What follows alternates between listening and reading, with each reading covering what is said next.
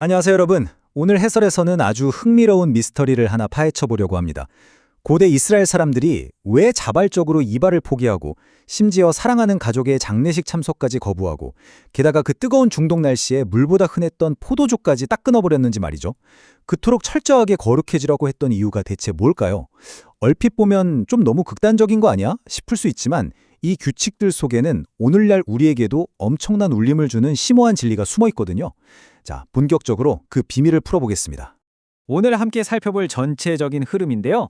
자발적인 헌신의 의미로 시작해서 그 세 가지 독특한 금기사항들, 서원 기간, 그리고 형식주의가 낳은 비극을 거쳐서 마지막으로 현대의 영적 나시림까지 쭉 이어가 보겠습니다. 자, 첫 번째 주제입니다. 자발적 헌신의 부름, 그리고 만인 제사장직. 이 제도가 당시에 얼마나 혁명적이었는지 바로 들어가 볼까요? 우선 단어 뜻부터 확실히 잡고 가죠. 나실인, 히브리어로는 나지르라고 하는데요. 구별된 자 또는 헌신된 자라는 뜻입니다. 그러니까 이건 어쩌다 보니 수동적으로 얻어 걸린 타이틀이 절대 아니에요. 내 몸과 삶 전체를 오직 하나님의 목적을 위해 따로 떼어놓겠다는 아주 주도적이고 굳은 결단이었습니다. 여기서 진짜 재밌는 포인트가 하나 나옵니다. 나시린은 제사장이나 레위인처럼 혈통으로만 정해지는 그런 배타적인 엘리트 그룹이 아니었다는 거예요. 태생적 한계, 그런 거 전혀 없었습니다. 남자든 여자든 마음속 깊이 하나님께 헌신하고 싶다면 누구나 될 수 있었죠. 이게 바로 거룩함이 특정 계층의 전유물이 아니라 누구나 궁극적인 헌신을 추구할 수 있다는 이른바 만인 제사장 원리를 아주 파격적으로 보여주는 대목입니다. 다음 두 번째 주제, 세 가지 특별한 금기사항입니다. 이 자발적 헌신이 실제로 어떻게 삶 속에서 엄격한 규칙들로 나타났는지 구체적으로 한번 보죠.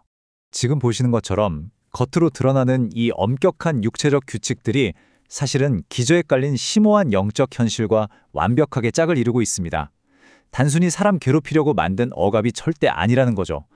거룩함을 향한 타협 없는 방향성인데 하나씩 자세히 뜯어보겠습니다. 첫 번째, 포도나무 소산물 전면 금지입니다. 단순히 술, 그러니까 알코올만 피하는 수준이 아니었어요. 포도즙, 건포도, 심지어 포도씨나 껍질조차 입에 대면 안 됐거든요. 고대 중동에서 달콤한 건포도가 최고의 간식이자 훌륭한 식량이었다는 걸 생각하면 와, 이건 정말 엄청난 희생입니다. 포도가 당시 문화에서 기쁨과 풍요의 상징이었잖아요. 그러니까 이건 육신이 누리는 세상의 쾌락보다 하나님의 은혜를 내 삶의 최우선으로 두겠다는 아주 급진적인 영적 선언이었습니다. 두 번째 규칙은 삭도를, 그러니까 면도칼을 머리에 대지 않는 겁니다. 머리카락을 그냥 자연스럽게 길게 자라도록 놔두는 거죠. 고대 사회에서 이렇게 정돈 안 된 긴 머리를 하고 다니면 어딜 가나 시선이 쏠렸겠죠. 그런데 이 덥수룩한 머리는 사실 그들이 쓰고 있는 외적인 헌신의 왕관 같은 거였습니다. 내 고집을 완전히 꺾고 오직 하나님의 주권적인 다스림 아래에 나를 맡겼다는 걸 세상에 당당하게 보여주는 표식이었던 거죠. 세 번째는 시체를 엄격하게 피하는 건데요. 사실 이 부분이 가장 받아들이기 힘들었을 겁니다. 가장 사랑하는 부모님이나 형제가 세상을 떠났을 때조차 예외가 없었거든요. 인간적으로 얼마나 큰 고통이었을지 상상이 되시나요? 여기서 핵심은 죽음으로 인한 부정함에서 자신을 지키고 하나님의 거룩함을 유지하는 것이 그 어떤 깊은 슬픔이나 끊어낼 수 없는 혈연 공배보다 앞서야 한다는 걸 뼈저리게 못 받고 있다는 겁니다. 철저한 구별됨의 끝판왕인 셈이죠. 자, 이렇게 숨막히는 제한 사항들을 보다 보면 당연히 이런 궁금증이 생기죠. 세 번째 파트, 대체 이 서원을 언제까지 유지해야 하는 거야? 다행히도 대부분의 사람들은 이걸 일시적으로 감당했습니다. 보통 30일이나 60일 딱 기간을 정해놓고 그 기간이 끝나면 제단에 희생제물을 바치고 그동안 길렀던 머리카락을 잘라서 불태웠습니다. 그렇게 헌신의 마무리를 짓고 평범한 일상으로 돌아가는 거죠. 하지만 예외도 있었습니다. 성경에 기록된 사무엘이나 세례 요한, 그리고 삼선 같은 믿음의 거인들은 태어나는 첫 호흡의 순간부터 평생토록 이 강렬한 라이프 스타일을 유지하도록 하나님께 직접 지명받았습니다. 하지만 역사가 늘 긍정적인 면만 보여주진 않죠. 네 번째 섹션입니다. 규칙의 본질을 놓쳤을 때 벌어지는 형식주의에 대한 경고, 삼손의 비극을 한번 살펴보겠습니다. 여기서 우리는 아주 뼈 때리는 질문을 스스로에게 던져봐야 합니다. 단순히 겉으로 보이는 규칙만 철저히 지키면 내면의 거룩함도 보장되는 걸까? 역사상 가장 유명했던 평생 나실인 삼손의 삶을 보면 이 질문이 주는 묵직한 진실을 정면으로 마주하게 됩니다. 삼손은요, 긴 머리카락을 유지해야 한다는 그 외적인 규칙은 정말 끝까지 고집스럽게 지켰습니다.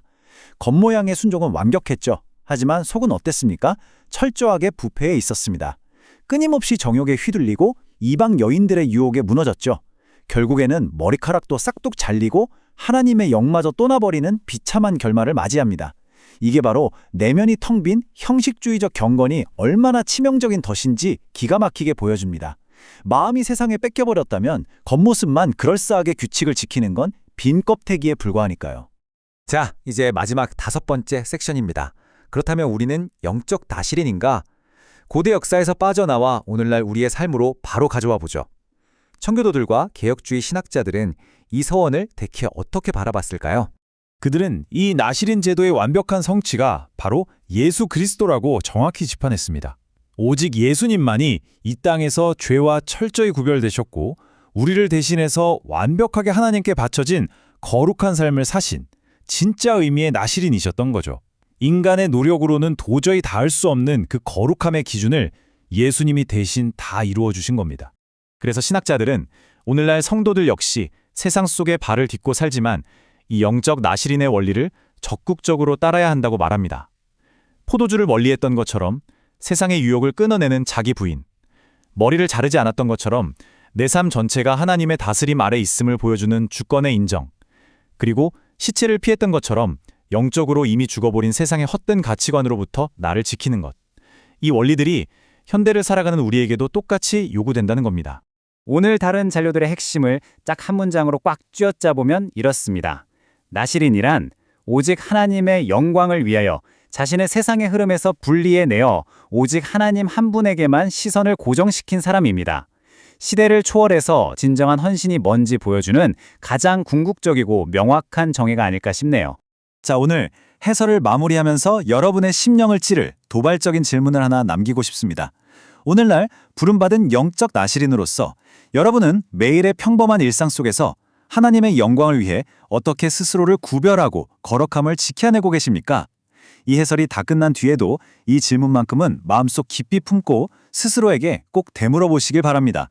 오늘 이 깊은 영적 여정에 함께해 주셔서 진심으로 감사합니다.